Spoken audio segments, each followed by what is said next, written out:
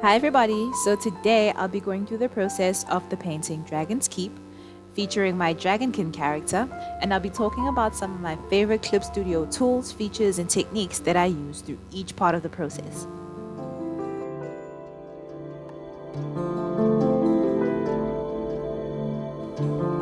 So for this painting, the canvas size is A4 with a DPI of at least 300, just so if I wanted to do things like print it later, it'll still be in good condition for printing. So I use the 3D model feature to establish my composition and the pose. It saves a lot of time since I won't have to do a rough sketch again.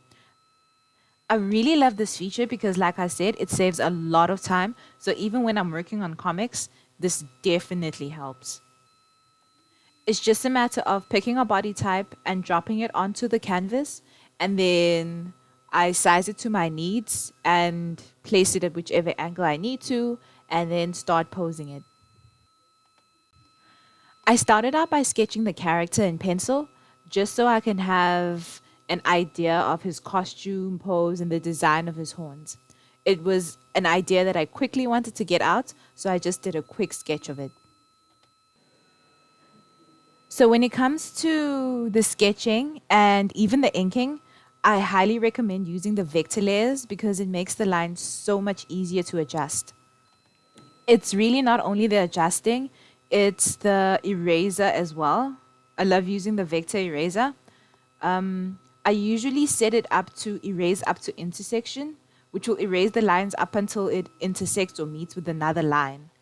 So for cleaning up my inking, this is one of the best things ever. I use the felt pen, mostly blue, sometimes pink for the sketching parts. I don't even know why. I think it's just a preference. Some people like using the pencil tool. And then when it comes to inking, I use the G pen, the smooth G pen. I usually have pen pressure for most of the pens and brushes that I use.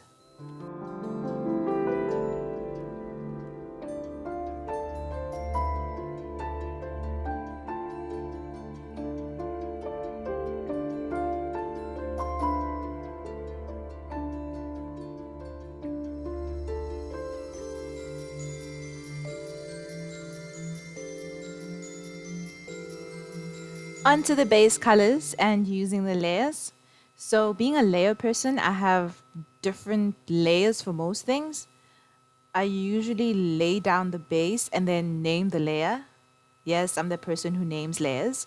So the hard part is deciding the colors, and the easy part is just using the fill tool. So the settings I prefer are definitely having the area scaling and multiple referring on. It just makes it easier because all I have to do is click without having to worry about weird gaps between the lines and the color, since I won't be using many of the lines anyway.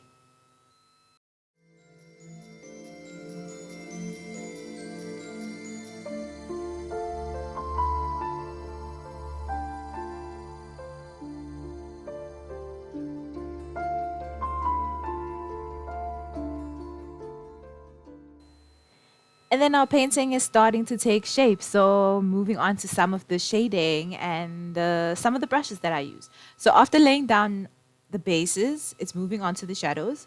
And a tool that I use a lot is the clipping mask, or the clip at layer below feature.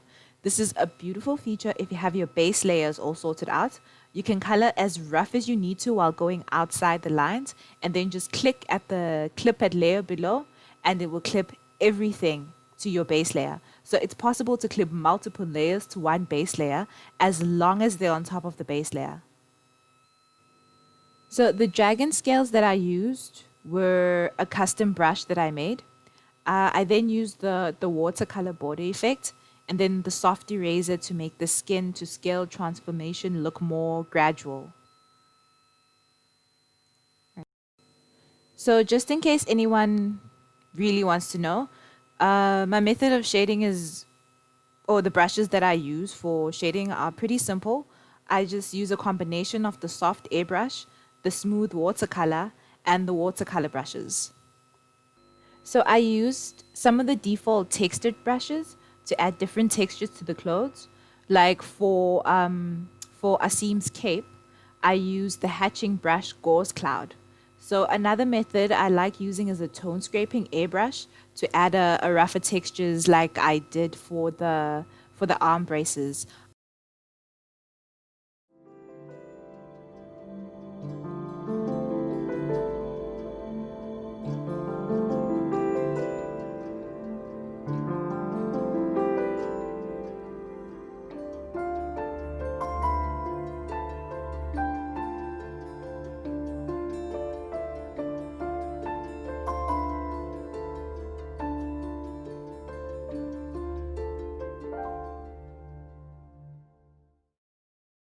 So just an extra layer tip because like I said, I am a layer person.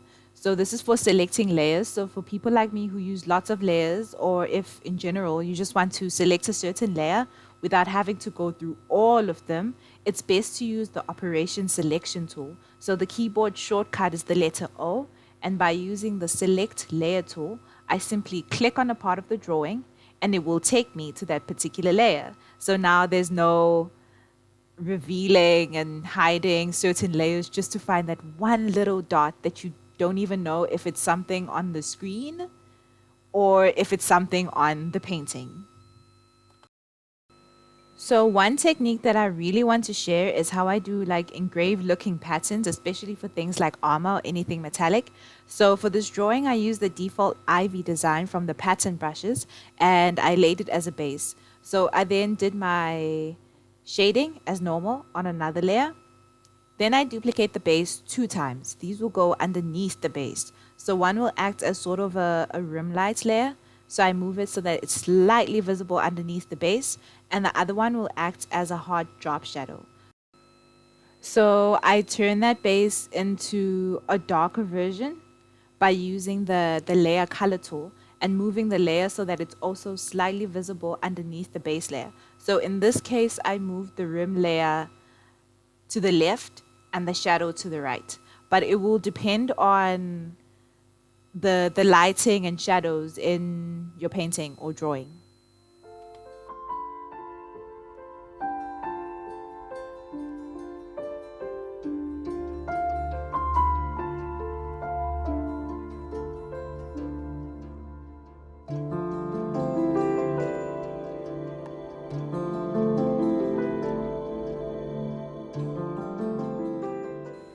And now adding some sparkle to the face and the hair. So I like focusing on the face and the hair on their own. So I start adding lighter layers from the face onwards usually. So for any layers that need light, I use the add glow blending mode. So of course it's all up to the artist which blending mode to use to achieve what effect, but I love the pop that this mode gives me. So the glitter brushes and the short hair / beard brush used in the painting are all custom brushes except for the spray airbrush.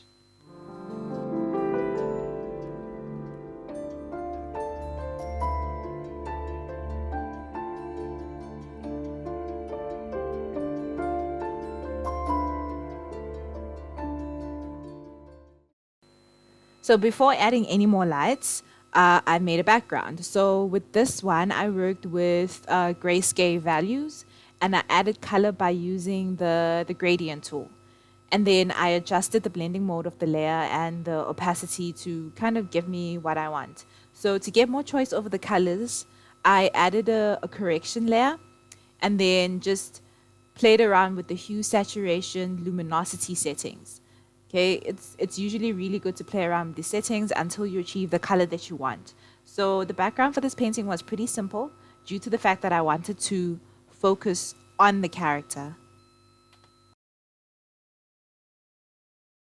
And now one of my favorite parts ever is adding more lights and glam to the drawing. So as I mentioned before, I use the add glow blending mode. And in this case, I use the gradient with the soft light blending mode just to correct the tone of my character and give him a slightly warmer tone to match the background since he is wearing blue clothing. So it would look a bit off if I hadn't corrected the tone. Okay, so my light sources are a magical fire in his hand and a magic circle underneath, hence the purple lighting from below.